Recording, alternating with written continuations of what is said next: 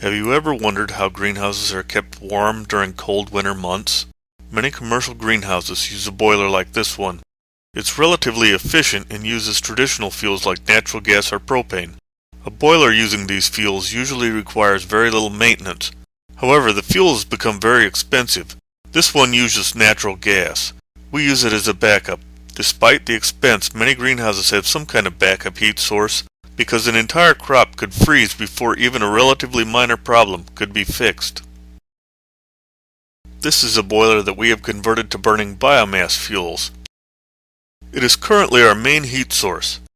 Biomass fuels include plants sometimes grown specifically for fuel, such as switchgrass, field crops such as corn, or in this case, wood chips. We store our wood chips in a large covered bin capable of holding about 80 yards of chips. The chips come in on a tractor trailer with a specially designed trailer. The floor of the trailer moves back and forth to push the chips out. We then move the chips with the tractor to the boiler's storage hoppers.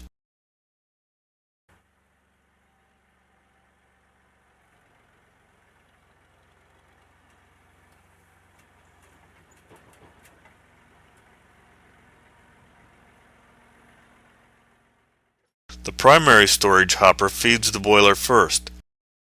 In this time-lapse video, we can see it turn on intermittently for about 15 seconds every 15 minutes. Here's what it looks like in real time. When the primary hopper empties, the secondary hopper feeds into the primary hopper as needed.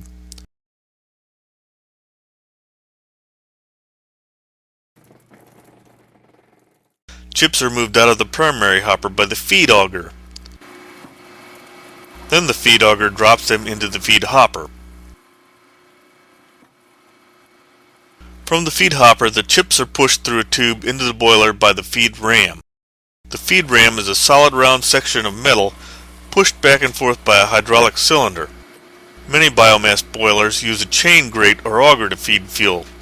We developed this system to overcome some of the problems associated with those types of feed systems. The chips are pushed through the tube into the combustion chamber. Air is forced into the boiler to ensure complete and efficient burning.